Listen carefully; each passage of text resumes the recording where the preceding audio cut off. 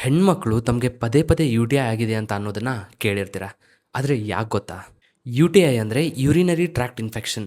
Urinary tract ಯಾವುದಪ್ಪ ಅಂದರೆ kidney, ಯೂರೇಟರ್, bladder ಮತ್ತು ಯೂರೆಥ್ರಾ.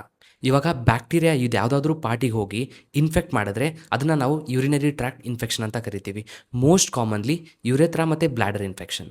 ಸೊ ಇವಾಗ ಹೆಣ್ಮಕ್ಳಿಗೆ ಯಾಕೆ ಜಾಸ್ತಿ ಇನ್ಫೆಕ್ಷನ್ ಆಗೋದು ಅಂದರೆ ಅನಟಾಮಿ. ಅಂದರೆ ಫೀಮೇಲ್ ಯೂರೆಥ್ರಾ ಇರೋದು 4 ಸೆಂಟಿಮೀಟರ್, ಮೇಲ್ ಯೂರೆಥ್ರಾ ಇರೋದು 20 ಸೆಂಟಿಮೀಟರ್. ಅಂದರೆ ಸುಸು ಮಾಡೋ ಪೈಪ್ ಅಂತ ಅಂದ್ಕೊಳ್ಳಿ. ಸೊ ಇವಾಗ ಚಿಕ್ಕ ಪೈಪ್ ಅಂದರೆ ಬ್ಯಾಕ್ಟೀರಿಯಾ ಬೇಗ ಟ್ರಾವೆಲ್ ಮಾಡಿ ಇನ್ಫೆಕ್ಷನ್ ಮಾಡೋ ಚಾನ್ಸಸ್ ತುಂಬಾ ಜಾಸ್ತಿ. ಆ್ಯಂಡ್ ಇನ್ನೊಂದು ವಿಷಯ ಏನಂದರೆ ಯೂರೆಥ್ರಾ ವಜೈನಾ ಮತ್ತು ಏನಸ್ಗೆ ಅಂದರೆ ಪಾಟಿ ಮಾಡೋ ಜಾಗಕ್ಕೆ ತುಂಬಾ ಹತ್ತಿರ.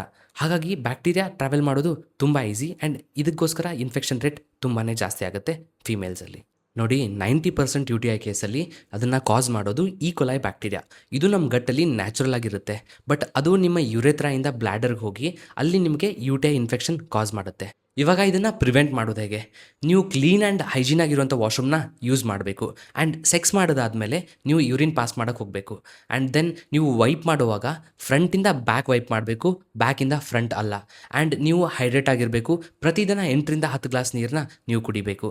ಆ್ಯಂಡ್ ಆದಷ್ಟು ಯೂರಿನ್ನ ಹೋಲ್ಡ್ ಮಾಡ್ಕೊಳ್ಳೋದನ್ನು ಅವಾಯ್ಡ್ ಮಾಡಿ. ಇವೆಲ್ಲ ಚಿಕ್ಕ ಪುಟ್ಟ ಹ್ಯಾಬಿಟ್ಸ್ ಮಾಡೋದ್ರಿಂದ ನಿಮಗೆ ಯು ಟಿ ಐ ಇನ್ಫೆಕ್ಷನ್ 50% ಕಮ್ಮಿ ಆಗುತ್ತೆ. ಸೊ ನೆಕ್ಸ್ಟ್ ಟೈಮ್ ನಿಮ್ಗೆ ಏನಾದರೂ ಯೂರಿನ್ ಪಾಸ್ ಮಾಡುವಾಗ ಬರ್ನಿಂಗ್ ಸೆನ್ಸೇಷನ್ ಫೀಲ್ ಆದರೆ ಅಥವಾ ಯೂರಿನ್ ಹೋಲ್ಡ್ ಮಾಡ್ಕೊಳ್ಳೋಕೆ ಆಗದೆ ಹೋದರೆ ನಿಮಗೆ ಯು ಟಿ ಐ ಆಗಿರ್ಬೋದು, ಫಸ್ಟ್ ಹೋಗಿ ನಿಮ್ಮ ಡಾಕ್ಟರ್ನ ಕನ್ಸಲ್ಟ್ ಮಾಡಿ ಆ್ಯಂಡ್ PDF ಅಂತ ಕಮೆಂಟ್ ಮಾಡಿ.